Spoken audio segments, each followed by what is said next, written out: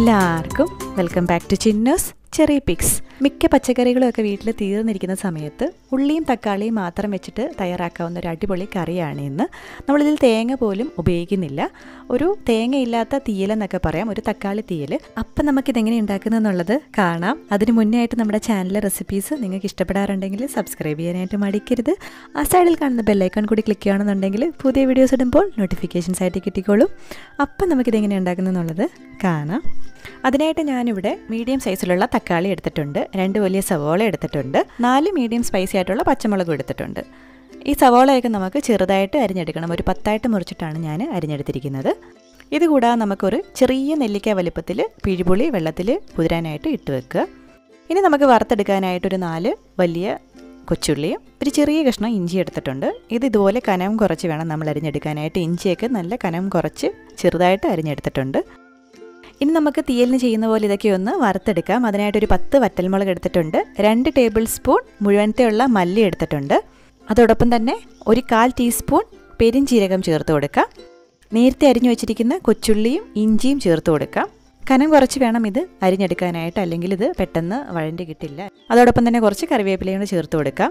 ഇത് ഇത്രയും നമുക്ക് ചെറിയ തീയിൽ നല്ലപോലെ ഒന്ന് മൂപ്പിച്ചെടുക്കണം. നല്ലൊരു മണം വന്ന് കളറൊക്കെ ഒന്ന് മാറി വരുന്നിട വരെ നമുക്ക് മൂപ്പിച്ചെടുക്കണം. വേണമെന്നുണ്ടെങ്കിൽ നിങ്ങൾക്ക് ഇഞ്ചിയും കൊച്ചുള്ളിയും ആദ്യം ഒന്ന് മൂപ്പിച്ചിട്ട് ബാക്കി കാര്യങ്ങളൊക്കെ ചേർത്ത് കൊടുക്കാം. അപ്പോൾ വറുത്തെടുക്കാനുള്ള മസാല ഇവിടെ ഏതാണ്ട് ആയിട്ടുണ്ട്. നമുക്കിനി ഫ്ലെയിം ഓഫ് ചെയ്ത് വെക്കാം. ഇത് തണുത്തിട്ട് നമുക്ക് അരച്ചെടുക്കാനുള്ളതാണ്. ഇത് തണുക്കുന്ന സമയം കൊണ്ട് നമുക്ക് ബാക്കി കാര്യങ്ങളൊക്കെ ചെയ്തെടുക്കാം. ചട്ടിയിലോട്ട് വെളിച്ചെണ്ണ ഒഴിച്ചു കൊടുക്കാം. എണ്ണ ചൂടാകുമ്പോൾ ഇതിലേക്ക് കടുകും ഉലുവായും കറിവേപ്പിലയും ചേർത്ത് കൊടുക്കാം.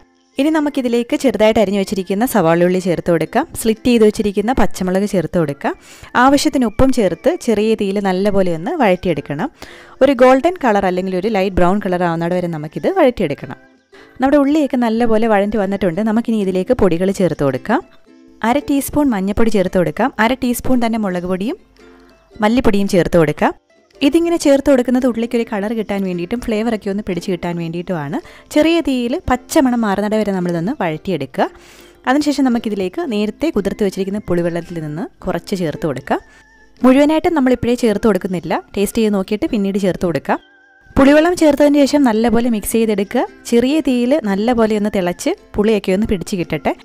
ഇത് തിളച്ചൊന്ന് കുറുകി വരുന്ന സമയം കൊണ്ട് നമുക്ക് നേരത്തെ വറുത്ത് വെച്ചിരിക്കുന്ന മസാല അരച്ചെടുക്കാം. ഈ സമയം കൊണ്ട് മസാലയൊക്കെ നല്ലപോലെ തണുത്ത് വന്നിട്ടുണ്ട്. തണുത്തതിന് ശേഷം നമ്മളൊരു മിക്സിയിലെ ജാറിലേക്ക് ചേർത്ത് കൊടുക്കുക. ഇത് ഇത്രയും എണ്ണയും ചേർത്തിട്ടാണ് നമ്മൾ നല്ലപോലെ ഒന്ന് അരച്ചെടുക്കുന്നത്. വെളിച്ചെണ്ണ ചേർത്ത് മിക്സിയിൽ നല്ലപോലെ അരച്ചെടുക്കുമ്പോൾ നമ്മുടെ അരപ്പിവിടെ റെഡിയാവും. നമുക്കിനി ഇത് നമ്മുടെ കറിയിലേക്ക് ചേർത്ത് കൊടുക്കാം. വെള്ളം ചേർക്കാതെയാണ് ഞാനിവിടെ അരച്ചെടുത്തിരിക്കുന്നത്.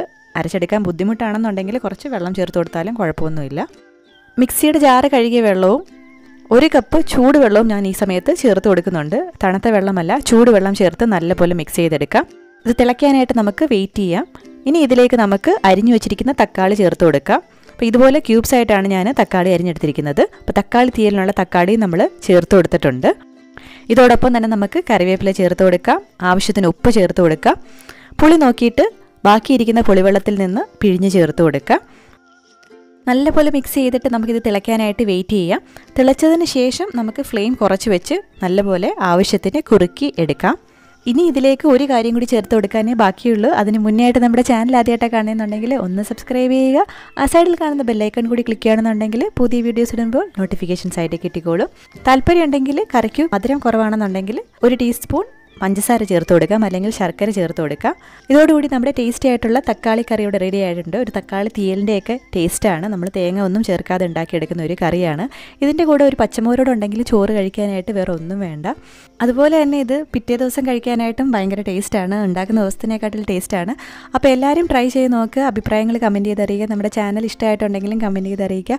പുതിയ റെസിപ്പിയുമായിട്ട് അല്ലെങ്കിൽ വ്ളോഗുമായിട്ട് നമുക്ക് വീണ്ടും കാണാം. അതുവരേക്കും ബൈ.